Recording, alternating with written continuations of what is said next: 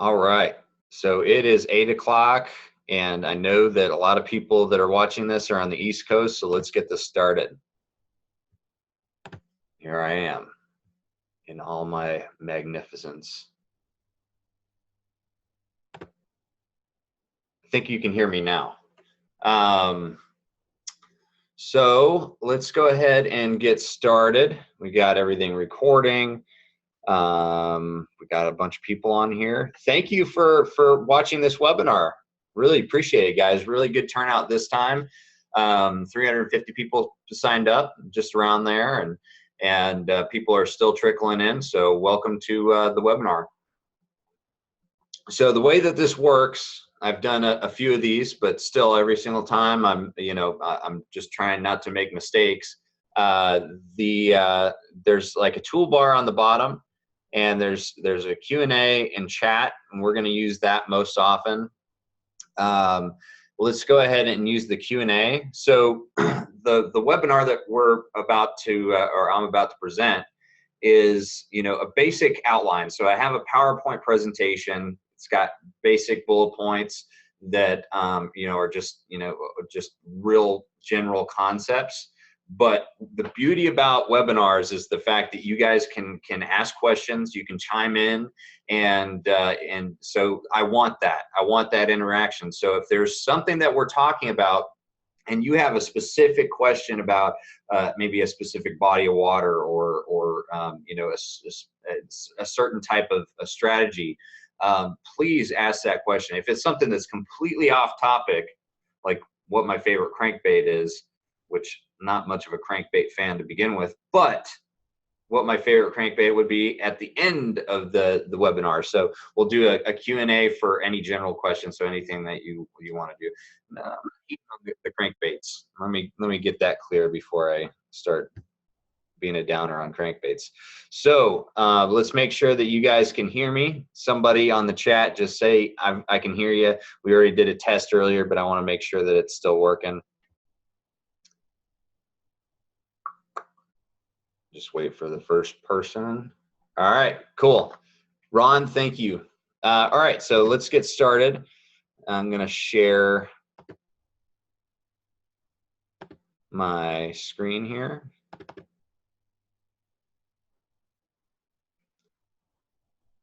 All right, so and one more time, can somebody tell me if you can see the screen, my PowerPoint here, loud and clear? Perfect. All right, we got all the technical things out of the way, and I'm at the end of the webinar, so let's go all the way to the beginning. There we go. All right, so anyways, this is a webinar on practice strategies, okay? And my name is Miles Burghoff, aka Sonar. I'm co-host of Sweetwater TV, which is a fishing show on NBC Sports, Sportsman Channel, and on Sun Sports in Florida. I'm a tournament fisherman. That's my one love and passion when it comes to a career path, and tournament fishing is just I'm ate up with it. So I fish the Bassmaster Opens right now. Fish a lot of BFLs and whatever comes around. So I just love competing. I actually got off the water today. It's been a long couple days. I had a benefit tournament for breast cancer awareness on the Swanee River. They did a great job with that. Really good organization. If you're ever down here and you're able to fish that tournament, highly recommend it. So it didn't get but 3 hours of sleep last night, so I'm running on fumes right now. But let's get started. All right, so I've got somebody on chat. Ooh, fishing Bob Sandlin next weekend. Awesome. Don't even know where that is, actually. All right, so this webinar is presented by Navionics. Really good partner of mine.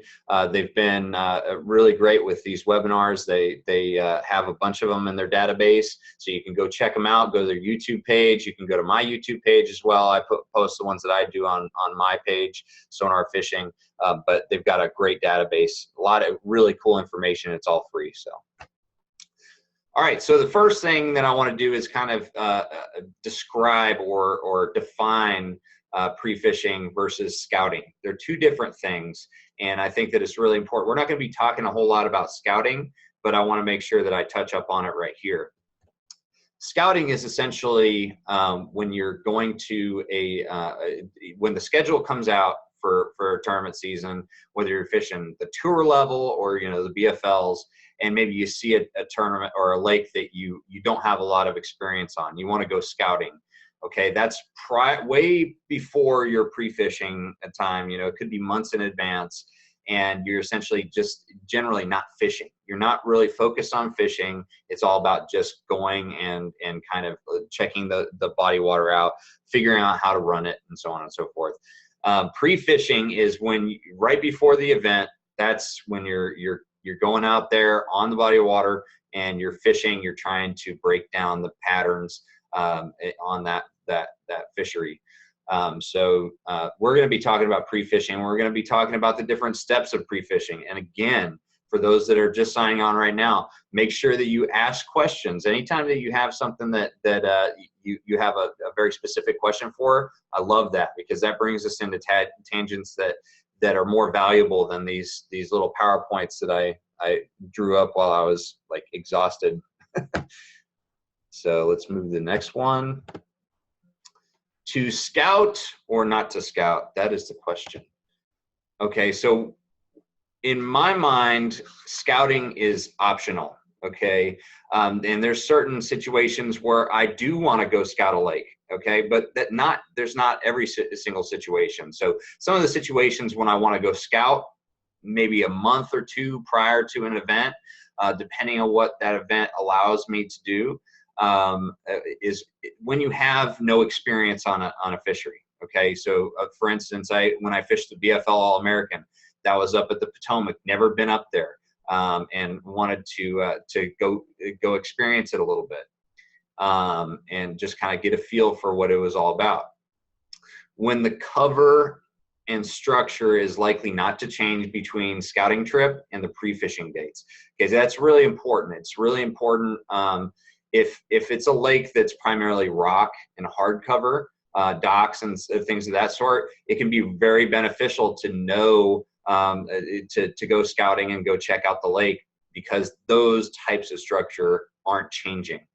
And one of the main reasons for me to go scout a lake is for navigation. Whenever you're going to a new body of water, you need to know how to navigate it safely, so you're efficient during your real pre-fishing time, and that's really essential for being efficient, which we're going to be talking about a little bit later.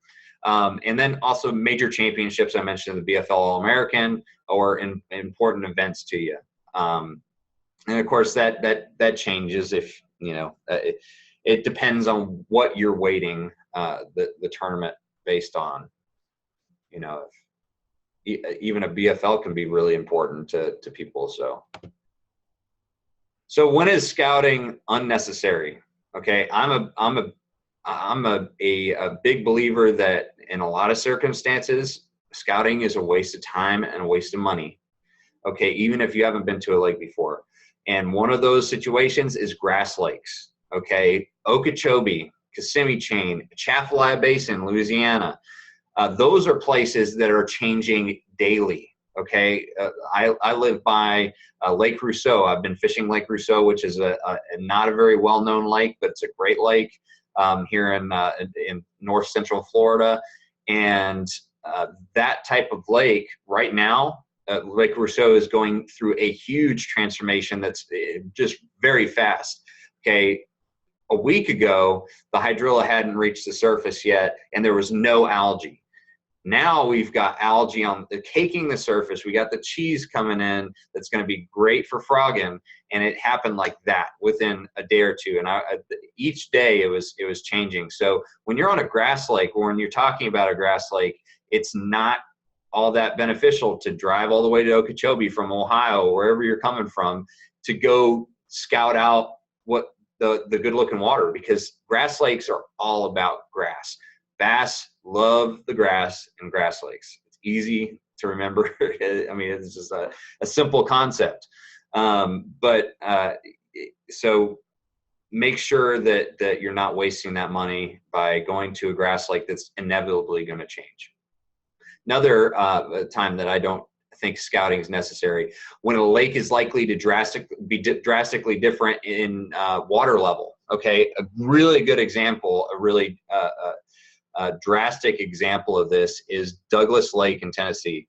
That place is nuts as far as changing goes, because during the winter they have a major drawdown. You're talking 40 plus feet like that.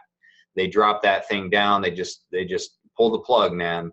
And then during the spring it rises. So say you've got a spring tournament and the scouting time is in the winter, it's going to be completely different. Sure, you could maybe see some of the structure that is recently been, you know, exposed to the drawdown.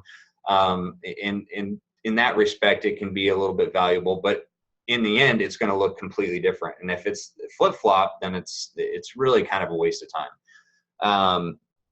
And another example or not example, but another point is when you can do almost all the research and preparation from home, you know, with things like the Navionics mobile app. I'm going to be talking about that a lot, not because I want to just plug sponsors, but honestly, I love that thing. I use it on my iPad and my iPhone all the time. So when you can do this stuff by your mapping software, paper maps, or satellite imaging, do that. Because you know, and especially on grass lakes and lakes that change water level drastically, I think it's more beneficial to just do it at home. You're going to save some time and money. So preparing for pre-fishing, and I'm not seeing any questions yet, which I understand. It's early on in this, but when you do have a question, just let me know. Preparing for pre-fishing. So the preparation for pre-fishing is its own entity. I mean, honestly, pre-fishing is more than just going out there and figuring out the bite. Okay, it's an entire mindset. Pre-fishing is probably, I would say, 80% of tournament fishing.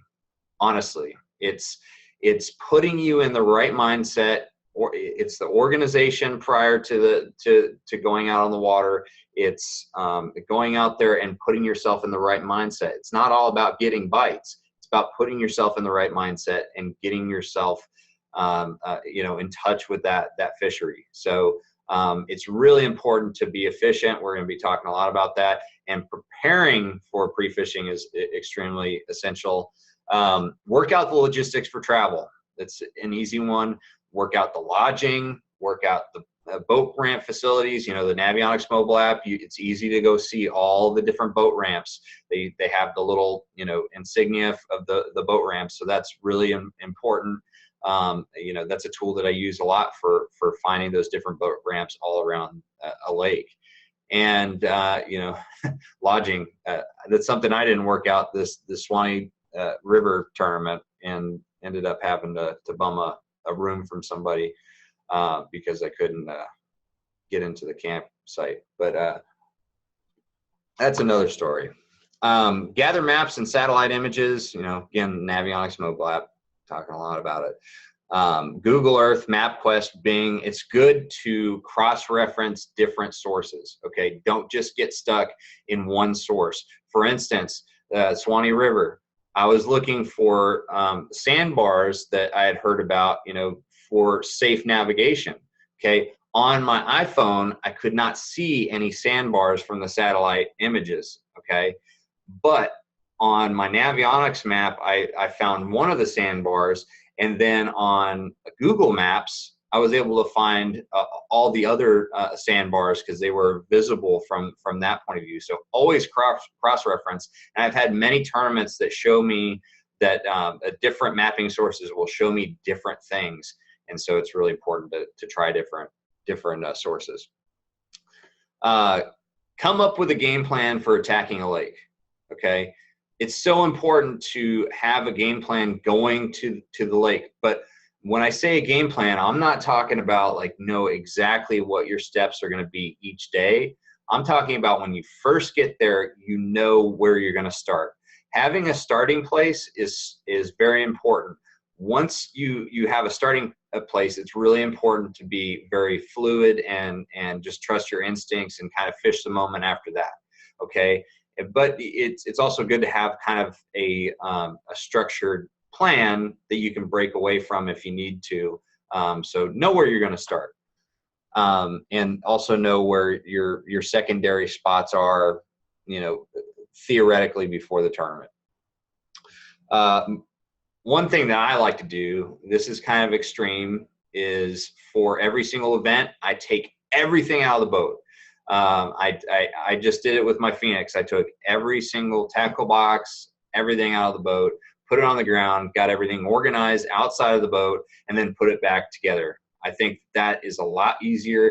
It helps you organize a lot better. When you're in the boat, it just gets cluttered and it gets overwhelming. But when you take it outside the boat, everything becomes a little bit more manageable. You can put it in different little piles for the different, you know, containers and stuff. So that's one thing that I like to do.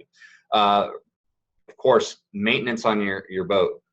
I mean, tighten bolts, check engine fluids, inspect under cowling, check behind the prop. I always take my prop off, especially if you're fishing shallow water a lot, because I want to make sure that there's no fishing line back there. I've lost the lower unit before because of fishing line, but the reason why I don't lose more lower units to fishing line is not because I haven't got more fishing line on my prop. It's because I check it all the time. So that's really essential. And then watch the weather 2 weeks prior to an event. This is such a key point that we've got an entire section dedicated to weather watch. So we'll talk about that later. And then another thing that I like to do in preparation for the pre-fishing time is to learn the weights that will likely win an event or needed to make a check. It's really important to know what the parameters that are traditional for that lake. So you want to know, you know, should I be looking for 20 pounds, or is 12 pounds going to get me, you know, 12 pounds a day? Is that going to win me the tournament, like on Norman or someplace like that? So it's really important to know that.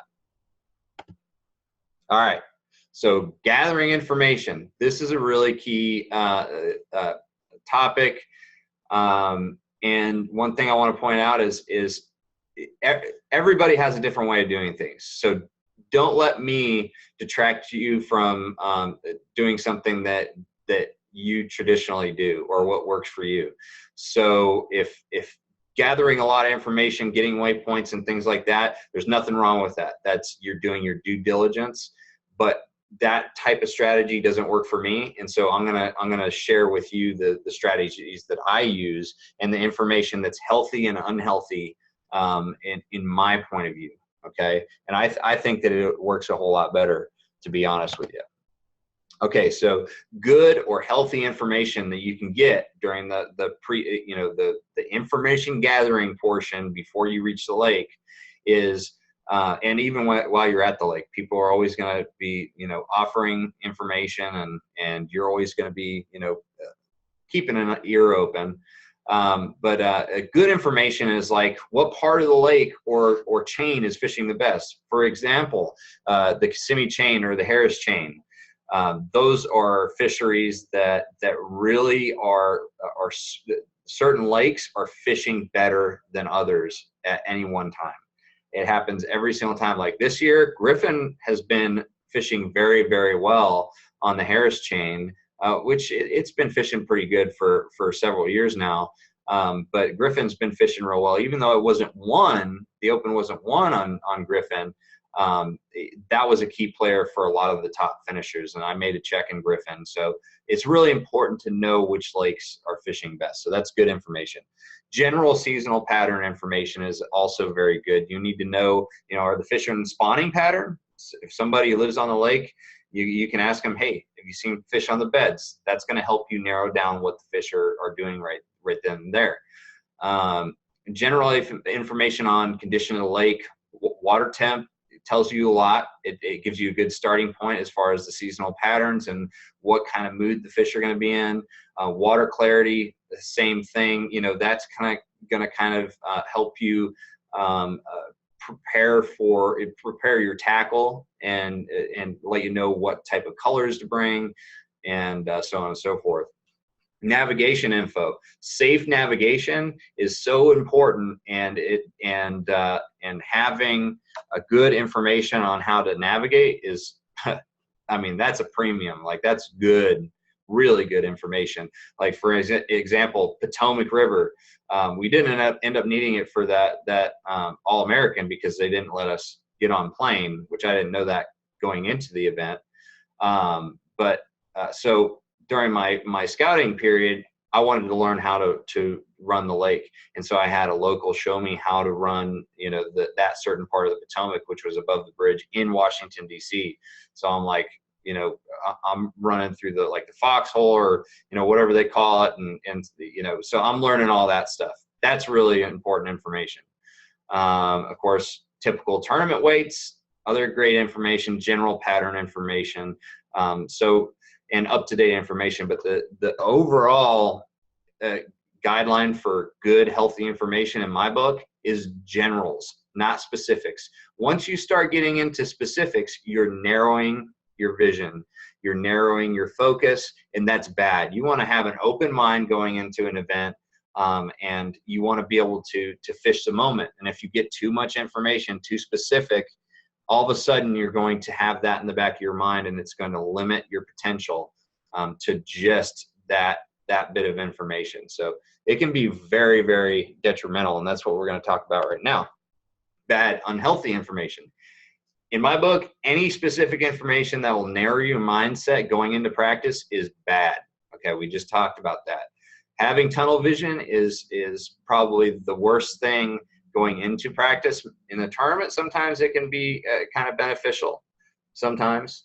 You know, Jordan Lee, for instance, the Classic, you know, his boat kind of, took a dive the final day, and he had to fish one area. So that tunnel vision actually won him the Classic. So during a tournament, sometimes it can be beneficial. But practice, you want to keep everything open. Information concerning something that happened more than a few weeks ago, you know, depending on what season it is. If it's spring, a few weeks ago could have been a completely different water temperature, completely different phase of the spawn. So having up-to-date information is important, and just beware of old information. If it's a year ago, throw that. I mean, that stuff, that kind of information is almost worthless more often than not. Information that can lead you to losing confidence in your strengths, that's also very unhealthy. Okay, when somebody, if you ask somebody, you know, is the flipping bite on, you know, that's what I like to do. That's my favorite technique. And if ask somebody that, and they say, oh no, it's not on, then I automatically am losing confidence in my strength, and I haven't even tried it yet. So don't limit yourself by getting information that can kind of downplay your strengths. So doc talk is generally bad. Don't like doc talk. Try to avoid it. That's just me. I really have very little. You always want to keep your mind open to information, but you got to learn how to sift through the bad.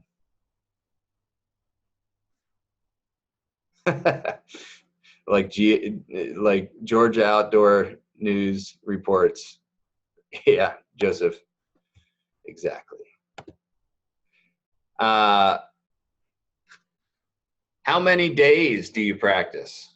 Okay, so that's something I want to talk about. Obviously, it's on the PowerPoint. Before we get into this, I'm getting some more coffee. Decaf coffee in this place. Not very happy with that, but I'll be right back.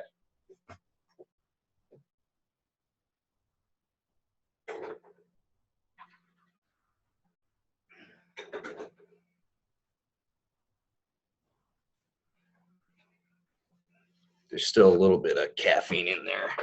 All right, so pre-fishing, how many days?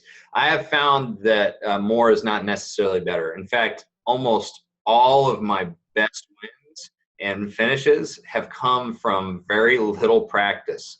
Okay, and that's just the way I've kind of trained myself. I like to go to a body of water, get very minimal practice, learn how to fish, find fish quickly, figure things out, and kind of fish, you know, by the seat of my pants. All right, so generally I use a 1-to-1 practice to tournament day ratio. And what that means is 1 day of practice for a 1 day event. That may seem very, very little, but had a lot of success with that because it teaches you, you may have struggles in the beginning, but that is going to teach you how to be more efficient and to rely on yourself instead of all the you know, the information or relying on 2 or 3 practice days. Okay, because sometimes you're not going to have that much practice and you need to figure the fish out quick.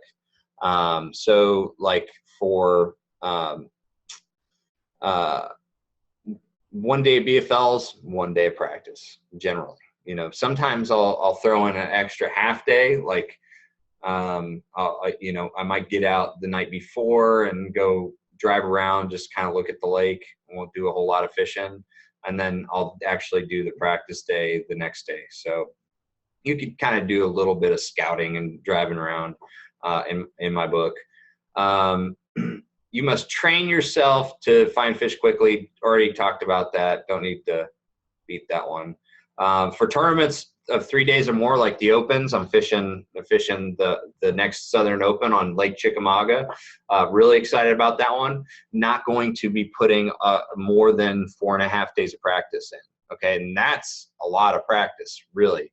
And the 4.5 days of practice, I give myself a half day or a full day of just driving around the lake, seeing what everything looks like, you know, making sure I understand where all the different types of cover are. So when I do find a pattern during practice or during the tournament, I know where another spot is that has the same type of cover or the same type of qualities to it that the fish are focusing on. So, you know, but I don't do more than that. And a great example of this is the Arkansas River Open last year, Centrals, and the Atchafalaya Basin Open. Okay, 2 totally different outcomes and 2 totally different strategies. And kind of one was a 4th strategy.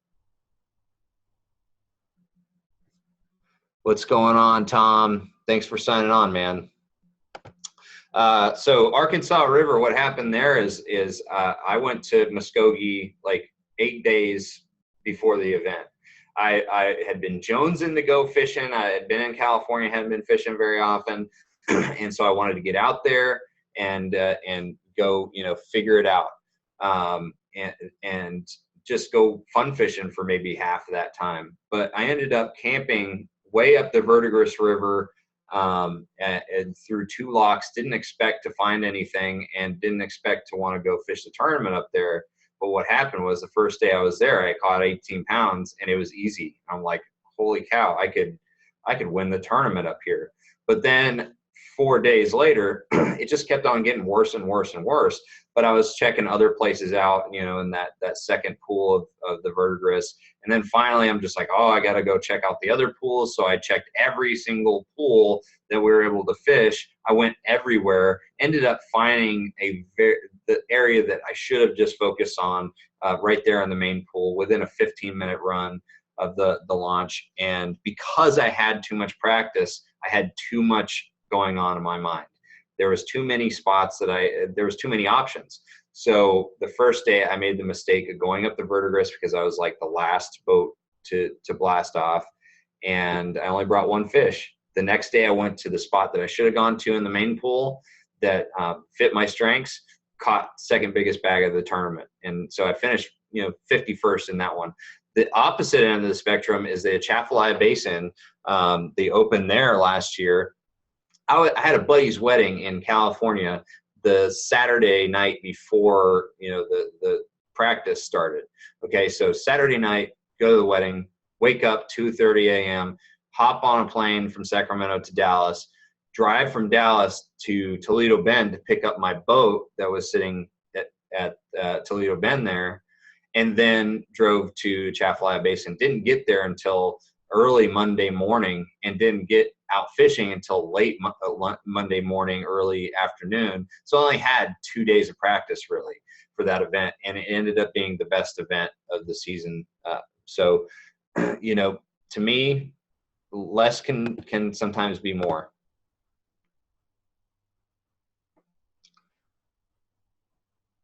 So I've got a couple questions. How long do I pre-fish, like in hours? And then the other question is, so the second question from Jim, I'll approach that one in a little bit. That one is how long to fish an area before you move on, and how many fish do you catch in an area before you move? Really super good question. I actually have a slide for that. But let's talk about how long do I pre-fish, like in hours. So in hours, sometimes I'm a big believer in keeping it simple. If you are not feeling it, get off the water, because you're spinning your wheels. If you are like frustrated and having a really bad day, it's much better for you to regroup, get off the water, and rig rods. There's no shame in that in my book, and I've had my best finishes doing that. In fact, I've won two-day BFL super tournaments, and both of them I got off the water by 11 o'clock in the morning on the final day of practice. And so it was 1.5 days of practice. And so, you know, less can be more. So sometimes I'll only fish for a few hours. You know, if I'm feeling sick and I need more rest is more important than beating myself to death and then, you know, being sick during the tournament too. So you got to weigh the options, but don't feel like you have to be there daylight to dark. I really don't believe that you need to beat yourself up like that. If you're not, there's some days that I want to, like, I get out there early and then I want to stay until dark. Like, it's so much fun for me. But there's other days that it's really not beneficial. Earl, thank you. Thank you for being here, man.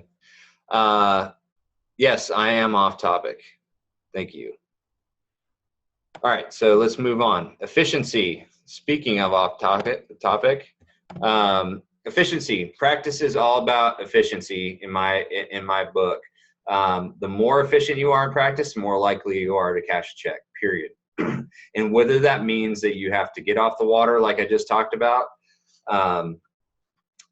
you know, or you know, you need to stay out there all day, you know, that's dependent on the situation. So it's important to study your Navionics mobile app, study your maps in general, but the Navionics mobile app has something called a routing feature, which allows you to see the exact distance from one point to another. We're not just talking as the crow flies, but actual, like, going up a river channel. So you can plan your trip according to that. So say I'm in Guntersville and I'm fishing Seabold, but I want to go check out a Mud Creek. You know, I know that run, you know, so I know that I need to load the boat on the trailer and then just go trailer up there. However, if I'm new to the area and I don't know the scale of the lake, I can use that tool to be more efficient and to discover that. Don't beat a dead horse by fishing too long in an area. So we talked, that was one of the questions. So generally, you know, I don't like to spend more than, you know, 15, 20 minutes in an area. And that really depends on the situation. But generally, I'm not going to beat a dead horse and stay in an area very long. And I'll touch up on that a little bit more in detail because I have another slide for that. Use fast-moving techniques that elicit reaction strikes to simply discover where the fish live. So I don't want to slow down. Like, if I go to Okeechobee, I know there's a flipping bite. What I'm looking for is populations of fish.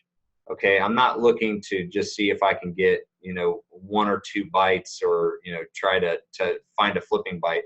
I want to go throw a speed worm, move fast until I start getting bites, and then I start looking at the area in terms of, like, oh, over there, that mat right there, I can flip that. Keep that in my mental notebook. That spot over there, that opening, it looks like a good bedding area. I could throw something in there, maybe catch a bedding fish. So use fast moving techniques and just use, take mental notes while you're there, because once you start getting bites, there's going to be fish in the area, so you can use other techniques during the tournament. But you don't need to go catch every single fish during practice. Breaking down water. So I almost always set the hook on a couple of fish during practice. I know I've said this before in other webinars, and I say almost because there's no definitive answer or rule that I have for fishing, because it's just always changing. But I want to know what the size of the fish are that I'm getting to bite, and I want to know what quality, what they look like. If they're dark black and they're just beat up and skinny, they're probably a resident fish that just lives there. There may not be a whole lot more there, but if they're just perfect footballs, they have white sides to them, they look like schooling fish, it's more than likely there's a group of fish that just moved into that area. Had that happen at the Harris chain during the last day of practice. A group of fish came from the main lake and wanted to go spawn, and I knew where that group was because I set the hook on those, a couple of those fish, as opposed to catching a couple of resident fish and then getting burned during the tournament.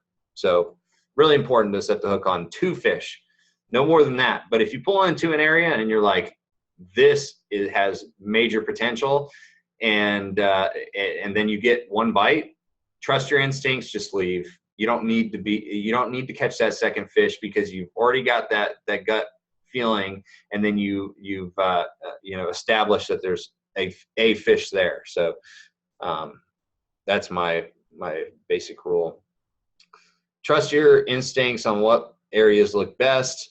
Pay attention to those areas that speak to you. And then find the cover structure that fish are relating to and eliminate all others, whether that's a certain type of grass or a certain type of mixture of grasses, or, a certain type of structure, whether it's humps or ledges or whatever. Pay attention to that, and then start eliminating water. Elimination is just as important, just as key as actually, establishing and finding areas that have fish. So because you don't want to ever fish unproductive water during a tournament. Pay attention to small details. That's kind of something that I think everybody understands. Prefishing towards your strengths. This is something that I really truly believe in. You hear me say things, use words like instincts, strengths, gut. Those are super important to me. That's how I kind of fish. I go out there and focus on the things that I'm good at, and that works for me. I think it'll work for anybody. Knowing what type of fisherman you are is essential. So whether you're a shallow power fisherman, you're a finesse guy, you like clear water, you're a ledge guy, or you like throwing a swim bait, a big old swim bait, figure out what you are and then make a lake work for you. An example of this is Clark's Hill Regional Championship. Many years ago is when I first started to realize that, I can do what I want on any lake. Really, I can find something that I'm strong at on any lake. And on Clark's Hill, first thing you think about, or at least what I had always seen, was blueback herring. Go offshore and go cast at those blueback herring fish, which I call ghosts, because they're there one day and completely gone the next. And I hate those fish. I don't like fishing for blueback herring fish right now. So what I did is I went and looked for fish that were focusing on shad. I went way up a river and started looking for those fish that were feeding on shad and bluegill. And I actually was working these very shallow points and almost won that event. If it wasn't for all the lost fish the final day, I would have won the event. And so that just came down to a performance issue. But I was able to utilize the strengths that I have, Carolina rigging, and using those shallow techniques on a lake that is known for deep fishing offshore. Trying to fish how others do is a trap. A shallow water power angler will lose 9 times out of 10 against the offshore guy. I mean, I can guarantee that those numbers are about right. There's always a bite going on that can fit your style. Okay, what you got to do as an angler is you got to go out there and figure out strengths that are broad. So I've got flipping is my #1 thing I like to do.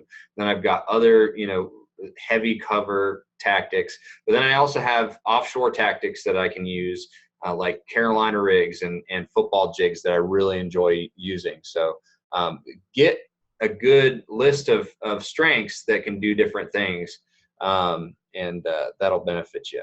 Always focus on your strengths and try to mold an entire game plan around what you do best. Example, BFL on a Coney a couple weeks ago, went up there just kind of out of the blue, had 1 day of practice, or a total of eight hours, because I fished the night before and then the morning of, and then I had to work it for Navionics. Got second in that event, just focusing on my strengths. So just went up shallow. So just an example. Got some questions. Oconee hates me. Yeah. What do you mean by speed worm? So speed worm is essentially a bait that Zoom makes and other companies make, and it's essentially just a worm that has some type of U tail on it that creates a lot of vibration and movement, and you can reel it really fast on the surface through grass. That's the primary way that I like to fish that. So that's what a speed worm is. All right, weather watch. Practice, you know, when it comes to practice, one of the main factors that you need to pay attention to is the weather. I think it's probably the most important factor that determines what the fish are going to be doing. Monitoring the weather, #1 most important part of tournament preparation. Spring and fall are especially important. Spring is constantly changing. Fall is constantly changing. You want to know when those, how long it's been warm in an area. You know, have the fish already spawned? Are they in a post-spawn mode because this warm spring we've had? Or has it been, you know, unusually cold? So are those fish not spawning yet, or are they still in a pre-spawn? That's really important to know, and you have to monitor several weeks in advance, 2 or more weeks in advance. I always look at the weather for a long period of time prior to a tournament, in the spring and in the fall. During the summer, it's generally very, very stable. You know, it's hot, muggy, rains, you know, every other day. You don't have to really monitor the weather. You know what's going on. Always practice with an eye towards the weather and how weather it will affect the tournament. Again, Clarks Hill BFL Regional, that was a really good example, because during practice, the bite was completely different. But we got a lot of rain the night before the tournament, and I knew that rain was coming, so I was practicing as if the rain had already happened, and so I was looking for those areas that would be affected by the muddy water coming down the little river. And so I was able to find some my areas before the fish even got there. Okay, because they had, when the muddy water finally arrived, they had to go shallow. They weren't going to hang out deep. It was like chocolate milk. They wanted to go up shallow and hang around shallow cover. So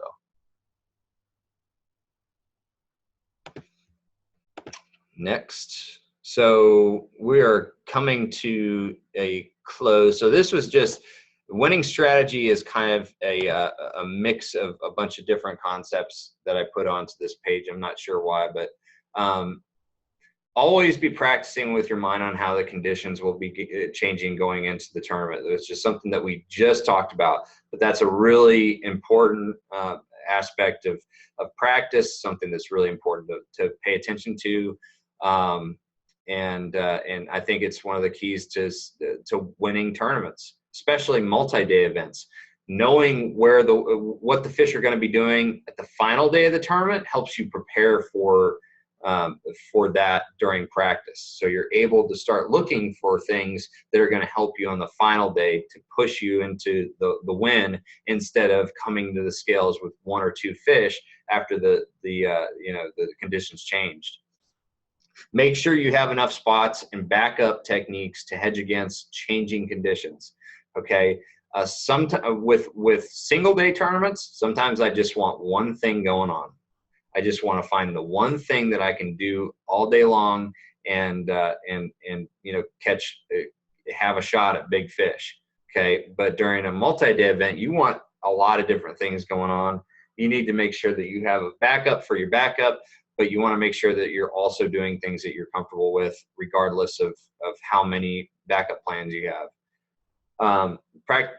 Practice with techniques that win tournaments and that regularly catch bigger size fish. So when I say fish your strengths, I'm not saying if you're a wacky rig guy that you should just be a wacky rig guy, because wacky rig is only good in certain conditions. You can't punch mats with a wacky rig. At least I haven't been able to. I'd be interested to see that rig. So it's really important to fish with techniques and get better at techniques and foster a understanding of those techniques. The ones that win tournaments: flipping, deep cranking, swim baits. Those power fishing tactics generally win tournaments. So get good at those, and follow your gut. Period. That's a really big part of what I want to convey to everybody. Trust yourself, man. All right, so we got some questions. That was pretty much the end of the PowerPoint, but now we get into the meat of everything. So Robert, when you practice, are you looking for resident fish or more looking for fish that are schooling or moving around? Really good question. I want to find a group of fish that just move into an area, or that are a group of fish that just are there, if I'm going to a lake that like Kentucky Lake or something like that, I know that I need to find big groups of fish. Okay. I don't want to find the one or two fish that are living on logs, in the backs of a creek. I want to find that big group of fish. And the same thing goes with any lake, even on Okeechobee. These fish on Okeechobee move around. There's resident fish, and then there's fish that just move around these big schools, just like any other lake. And they come into an area and just eat everything that they can until the conditions are wrong for that area, and then they move on to the next area. So I'm looking for those fish that have a certain shape and that are most definitely schooling fish that are part of a group. And then that's what I'm looking for. I'm not looking for the one or two fish that live under a log. Sometimes I can make a pretty good pattern doing that, but oftentimes if you're relying on a certain area, when there's resident fish there, sometimes you just don't have enough. If it's a one-day tournament, that may be enough, but multi-day events, I'm definitely not looking for resident fish.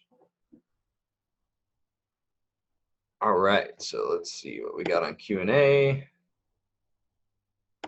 All right. So anybody else have any more questions?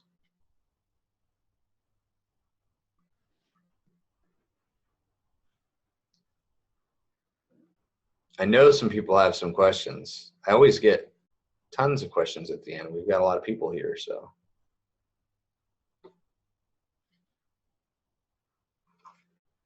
All right, got a question. Russell, what do you mean pre-spawn? Pre-spawn what?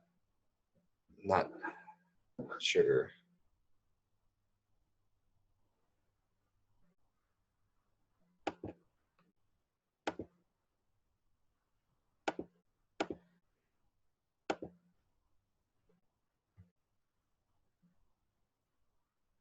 For those of you that are starting to leave, I'm going to stay on here until the last question is asked.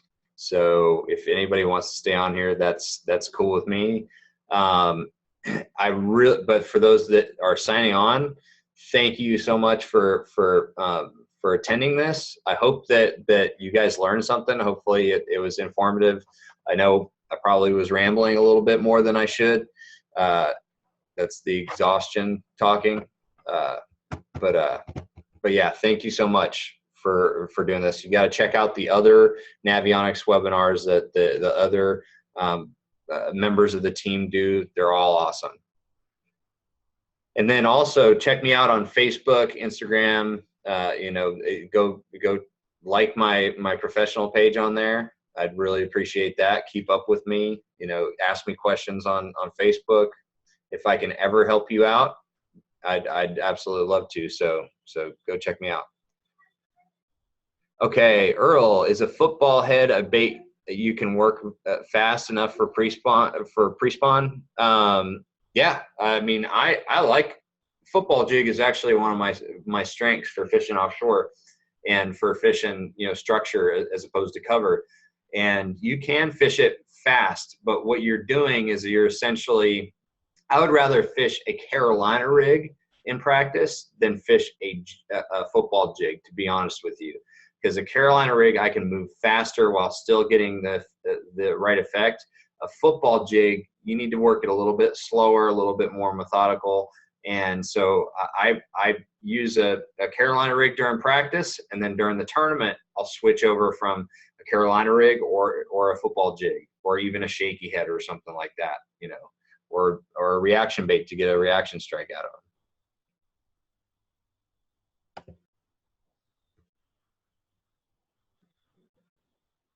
Okay, so I've got a question from Russell. How do you figure out where fish are during the pre-spawn, you know, wintering spots? So essentially during the winter time, I always look at what kind of, you know, I look at the places where the fish are wintering, which is mostly vertical areas. So if you're talking about a lake, because we're talking reservoirs here. Reservoirs is when pre-spawn kind of has a very, you know, that's the kind of pre-spawn that you read about in magazines and books. Okay, if you're talking about Okeechobee, it's completely different. But on places like Table Rock or something like that, they're on the bluffs. They're on those very steep points, you know, deeper water, really quick access. They don't have to move very far to get shallow or deep, depending on where the bait fish are. So from there, I actually do, I reverse it both ways. So during the winter time, I'm always looking for the pre-spawn areas or the spawning bays, and then I'm working backwards to find the wintering areas from there. And then during the pre-spawn, I'm always looking for the winter areas, and then I start from the winter areas and then work my way up into where those fish are going to start going to spawn. So it goes from the bluff banks, the steeper structure, and then it goes into those creeks, pockets, and you start, that's where you can intercept them wherever they're at. So I like to find the wintering areas first, steep vertical structure, and then go work it from there. Hopefully that answers the question. If you pull, Al asks, if you pull into an area that you feel should hold fish and you fish through it with a reaction bait and don't get bit, will you slow down and go through it again? And how many times or how long will you do this? No. 90% of the time, I will not slow down in an area during practice and fish it again. And the reason for that is that during a tournament, I don't want to sit there and try to coax a fish to bite. If I can't get one fish to at least hit a bait, a reaction bait in an area, and this doesn't, there's some tournaments that are just so tough that you got to slow down even during practice. I mean, they're just so tough. But if I'm going to Okeechobee or I'm going to any lake that is somewhat decent, if I can't get a bite with a reaction bait or even just a swipe from a fish, that's not an area that I want to focus on. I don't want to fish for those hard fish. I want to go find easy fish to catch. I want to eliminate all that water, that because there's so much area that the fish are there, but they're hard to catch. But there's also a lot of area that they're easy to catch. And I want to find those easy to catch fish, because I don't want to sit there during the tournament wasting time. So my strategy is always to, it's frustrating sometimes, and I like, man, that area looked really, really super good. I wish I could catch a fish there, but it rarely pans out that it's beneficial for me to slow down and try to make them, make them work. It only wears on me from a mental standpoint, and generally they're just too tough to catch if they're there at all.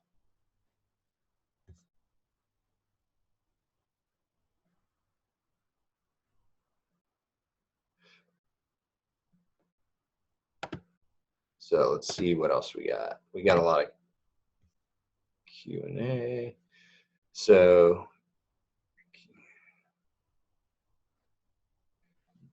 yeah, so Russell, on the in-between times, if when the water temps are like 45 to 55 degrees, just always never be thinking about just that season. Always be thinking about everything that a bass does revolves around two things: that's spawning and eating.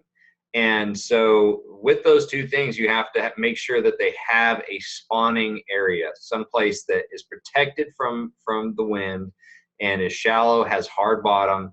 You need to find those pockets, those bays, and where they spawn, and then work out from there for whatever season it is, whether it's wintertime, fall, or the summer. You always work out from those spawning bays, because there's always going to be fish that they have to go spawn, and then where do they go from there?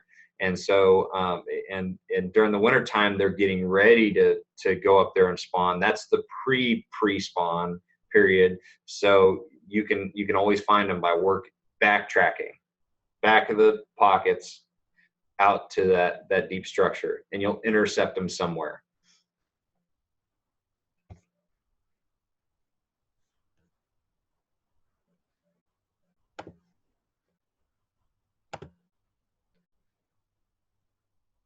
Oh, we got chat. Sorry, chat guys.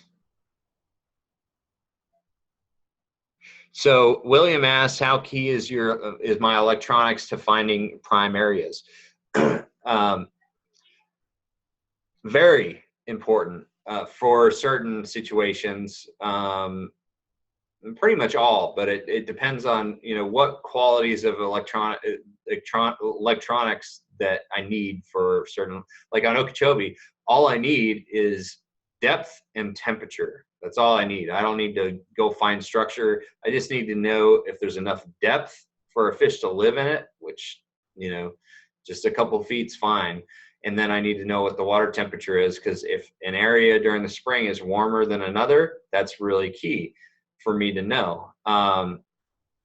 And then sometimes I'm using structure scan. I use the Lowrance HDS 12, and I use the structure scan to find key little sleeper areas.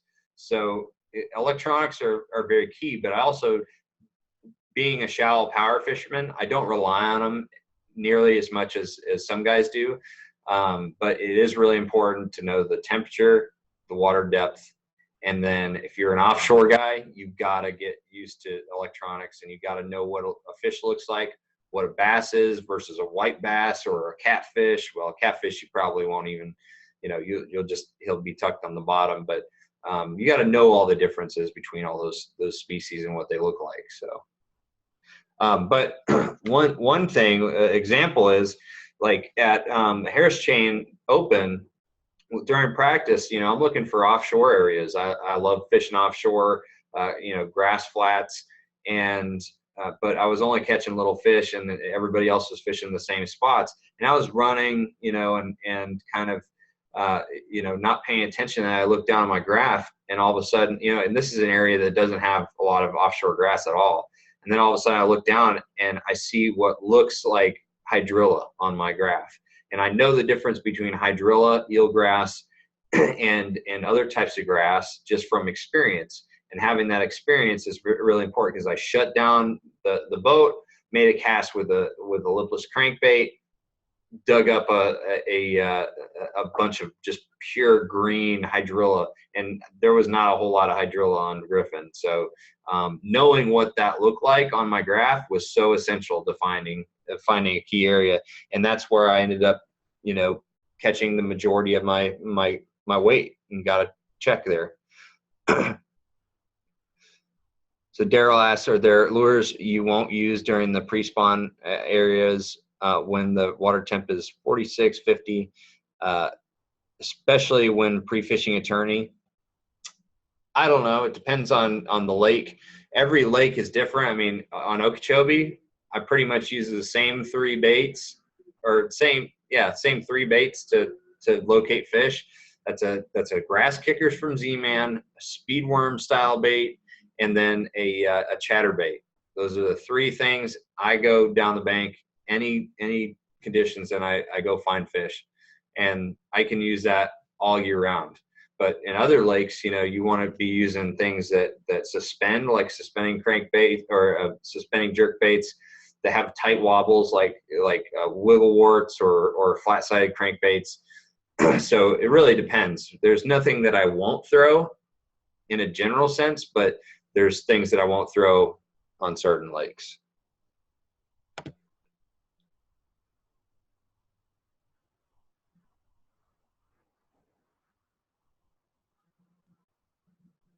So I got a question from Jim. If your pre-fish time is limited or you are not able to get on the water before tournaments, what would you recommend to be the most beneficial thing to do to up your odds on tournament day? Without a doubt, the only thing that I would say that you would have to do is fish your favorite techniques. Okay, rig up your rods. Have your favorite technique, have your second favorite technique, and your third favorite, so on and so forth. So you can do different things, but do what you enjoy doing most. Like, you know, that Coney event, for instance. I didn't have hardly any practice, never had been there before, didn't know anything about it, but it had docks, it had seawalls. It was close to spawning time. I'm just going to go up shallow, fish seawalls and docks. That's what I did. And I went out there and, you know, got second place out of 130 something boats. So like, I can tell you what I won't do too. I won't go out there and try to make something work that traditionally works on a body of water. If it's not one of my strengths or something that I enjoy doing, I'm not going to go out and throw a drop shot anywhere, you know, someplace that I don't know. So if you don't have any practice, do the things that you enjoy most, because you're going to be able to know when to quit it and go to another strength technique, versus if you're fishing something you're not familiar with, you're always questioning yourself. But with the things that you like to do and you do well, you're going to be able to make the decisions that make the difference. With electronics, how much do you let finding bait dictate your pre-fishing? It depends. It depends on what kind of bait it is. You know, generally as a shallow water guy, I put a lot of weight on bluegill. Bluegill is one of my favorite things to see for big bass, especially during the spring. And I don't need the graphs for that. I can just look in the water, see bluegill, and we're good to go. And other times, I mean, bait fish is really key, especially during the fall, like shad. I'll use my electronics. When I start seeing shad in the backs of these flat, you know, fresh incoming water pockets and creeks, that's really helpful. That's going to really push me to the backs of those pockets, and that's where the fish are going to be. I mean, you always want to follow the bait because that's where there's going to be fish. When pre-fishing on Okeechobee and using a chatterbait, do you burn it or use a medium retrieve? It depends. I like moving fast, so generally I'm going to be burning it. You know, I like using this right here, just real fast retrieve and then stop it every once in a while. So Russell, as far as deep clear lakes and the pre-spawn, the fish tend to be, you know, deeper in those lakes during the pre-spawn, and I mean, they follow this. It's all the same basic movements, okay, but those lakes are just different. They're deeper, and so you have to use different strategies. So it depends. I guess I could use Table Rock as an example. You know, you're using a lot of finesse techniques, but when I'm practicing, I'm generally picking up a wiggle wart and casting these banks and just beating the bank and trying to find, you know, groups of fish, figure out what area of the pocket or a point that the fish are on, because if they're on the points, they're still really in pre-spawn mode, and if they're on the inside of the pockets, you know, and the halfway in the back, then they're kind of getting closer to that pre-spawn or that spawning, you know, mode. All right, what else we got?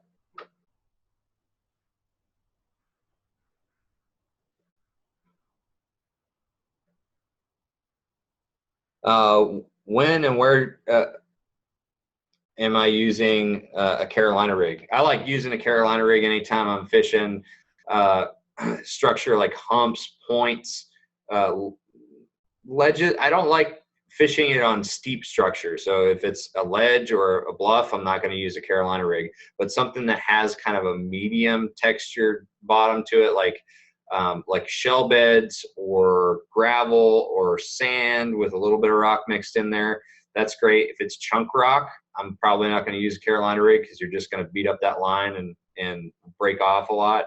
I'll probably switch over to a football jig when I start getting into the bigger chunk rock. How do you manage your spots when others are pre-fishing same tournaments?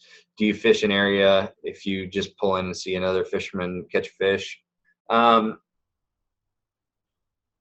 it depends. I mean, I don't just fish an area because somebody catches a fish, because I don't know how he caught that fish, you know, what he was doing. I mean, obviously that keys me in that there's fish there. But usually I'm at an area because I want to fish it anyways. I never am driving down the lake, see an angler catch fish, and then go fish that area. I never do that.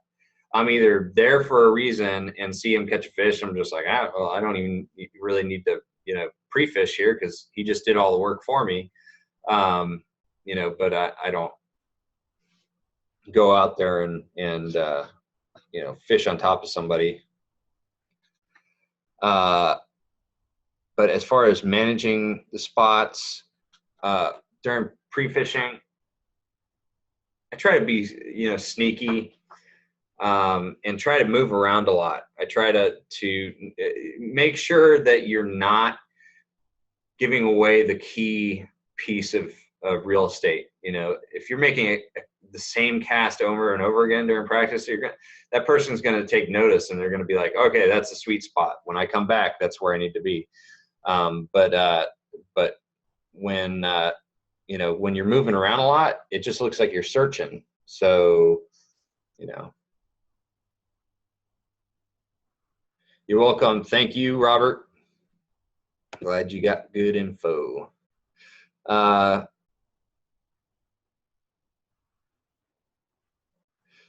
Joseph asked, if you have constantly changing weather, do you stick to patterns that should be happening, or do you put together your own agenda? Always have, I'm always fishing the moment, at least I try to.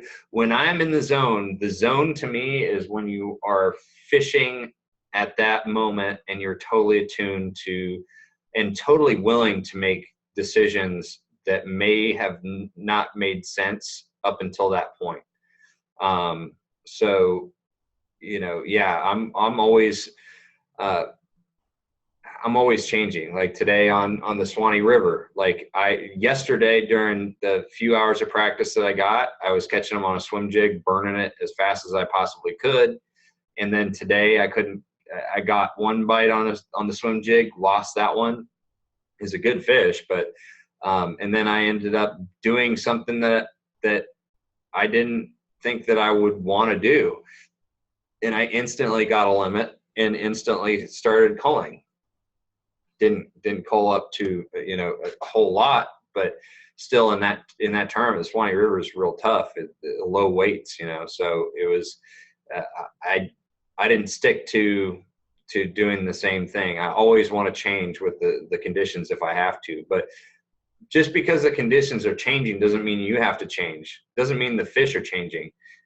Sometimes people just overthink changing conditions, and they're actually, the fish really are biting the same lure, they're doing the same pattern. They haven't changed. The only thing that's changed is the conditions. So don't overthink it. So still try it, but then follow your gut as far as when to change.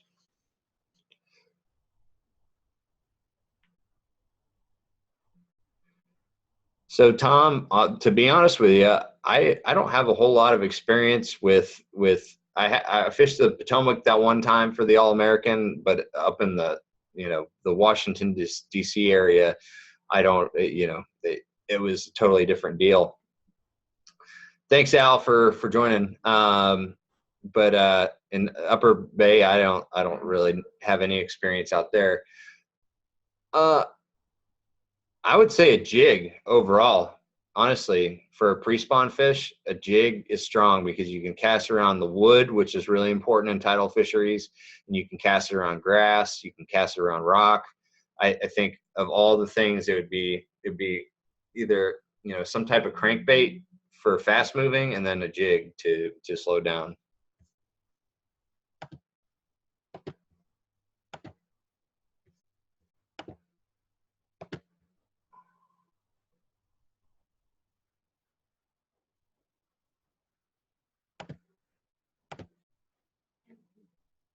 All really good questions.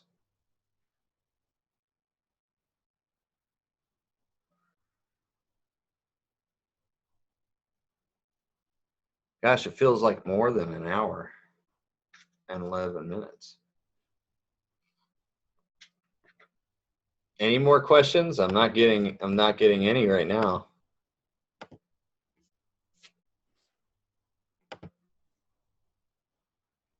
We still got 24 people on here, so I know that people are interested in more. Yep, we got something else. All right, Earl says, got Lake Shasta coming up for the Western Regional, no experience with spots. Any advice how to modify pre-fish strategy? Spots I love spots. Spots are really cool. I used to fish Shasta quite a bit. I think the key for pre-spawn spots is I think the biggest key in my mind is finding the right type of transition rock. So spots love rock banks, and so I like to focus on figuring out what type of rock. Are they holding to chunk rock like this, or are they holding to shale or bedrock, large boulders. Generally in the pre-spawn, I'm going to be starting on the points that look really good, that have got a good rocky composition, and then I'm going to start working my way into the backs of the creeks and try to figure out where they're at. I'll use it as suspending jerkbait a lot. I'll use something like a wiggle work quite a bit. Every once in a while, I may throw something a little bit slower, but I'm generally going to be moving around a lot with, a spinnerbait works really good too. But the spots are just real aggressive fish. I'd say that you can fish real fast and catch them. On Shasta, man, if you can get on a swim bait bite, throwing, big trout swim bait, that's how a lot of guys will really, really kill it. If you like throwing a swim bait, I'd throw it out there for big spots, honestly. So what's my strategy for fishing a weed bed? Well, it depends. If it's a weed bed offshore, generally I'm going to, if it's a weed bed that's not reaching the surface, like that hydrilla that I was talking about on the Harris chain, that's when I'm going to go ahead and go to like a lipless crankbait. I'm going to fan cast over that weed bed, or I'm going to use a chatterbait and slow roll it through that weed bed, always connecting with the weeds just enough so you can rip it free. So I'm going to still use the same fast moving techniques to see if there's fish in there. And then during the tournament, I might switch over to something a little bit slower at times.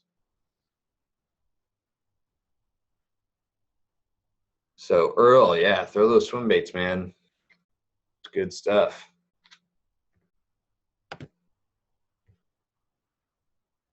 You're welcome, Jim. Thank you.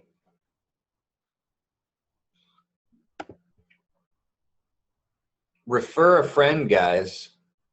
If you like this, refer a friend. I've got one more webinar coming up in, I think, May. So you guys keep an eye out for that.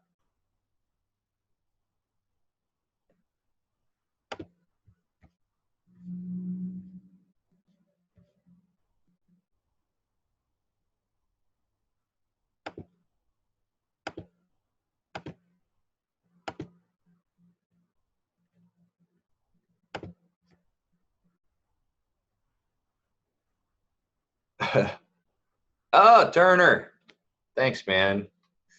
Yeah, I need some rest.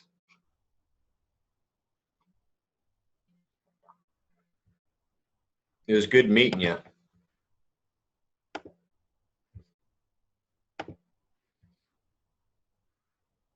Oh yeah, Joseph, do I prefer a trailer on a swim jig? At all times, and generally I'm using a Secret Lures MVP swim jig or a Project Z swim jig from Z-Man, and I'm using generally if I'm using it, if I want a smaller presentation and a little bit more subtle with less wobble side to side, then I'm going to go with a Diesel Minnows trailer, which is like awesome because it's Elastec, so you super glue that on there and you can use it all day, one bait in the entire day. And then if I want a little bit more aggressive action, I'll move over to something like a Grass Kickers or like a something that a bigger paddle tail style swim bait. But I always use a trailer. But I want to make sure that I trim down that trailer, so bite off the head or cut off the head or whatever, and then thread it on there, because I want a more compact profile, because usually the swim jig is going to imitate either a shad or a bluegill, and so I want to make sure that it's a bluegill and not a needlefish like this.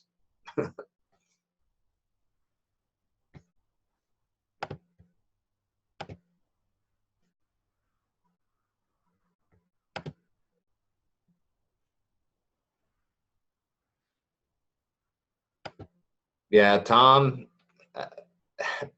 I totally wore sunscreen today, so I think this is just windburn, because I drove 140 miles round trip on the lake or on the Swanee today, and I wore sunscreen. I put it on, I promise you, and I wore my buff. So I'm seeing it myself right here. My wife is not going to be happy.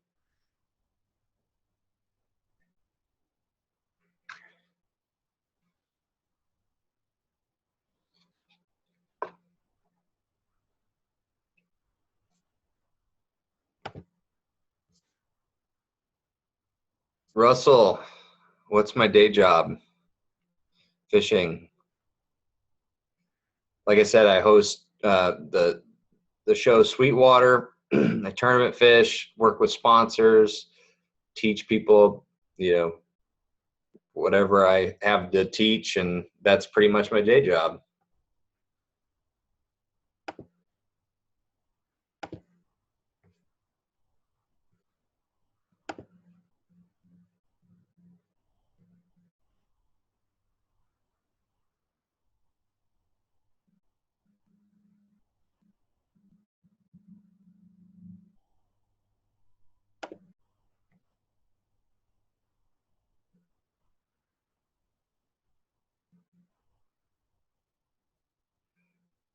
As far as fast moving baits, I like to crank, and been trying to learn spinnerbait bite.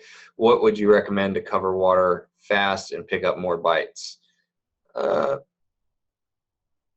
Honestly, I think a swim jig is a highly underutilized technique that I think is probably one of my favorite for covering water quickly and catching fish. It's a good shallow water technique. Swim jig's great because you can skip it, so you can pretty much use it in under a lot of different circumstances. So I'd use a swim jig. I would pursue that spinner bait. You know, the spinner bait's good in you know, stained water, or maybe, you know, a little bit clearer. Once you get into that muddy water, I'd use a chatterbait. You know, there's a lot of different stuff. You just got to experiment and go out there and figure out what reaction techniques are best for you.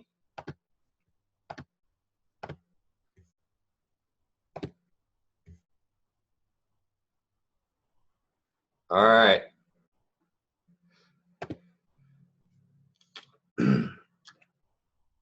All right, guys, I'm going to go ahead and wrap this up because it looks like the questions are slowing down. If you guys have any questions, again, go over to my Facebook page or my Instagram, Sonar Fishing on Instagram, Miles Sonar Burghoff on Facebook. That's my professional page. That's where all my fishing stuff is. My personal page, I don't do a whole lot of fishing stuff. So anyways, contact me there if you guys have any more questions. And I'll talk to you later. So Terry, come on, now you ask a question? All right, because Terry is a friend of mine, I'm gonna answer this. If your strength is largemouth and you go to a smallmouth lake, would you change your strength or stay with what you know?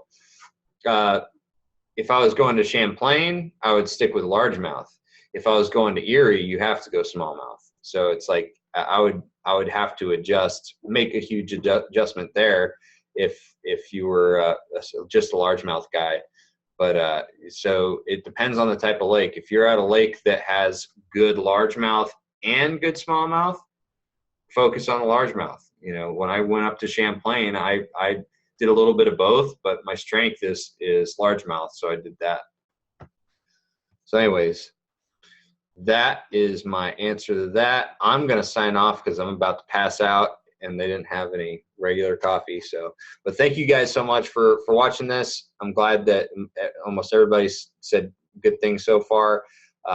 Really appreciate it. So you guys follow me on those social media platforms, ask me questions, and I'll see you on the next one. Okay. Take it easy, guys.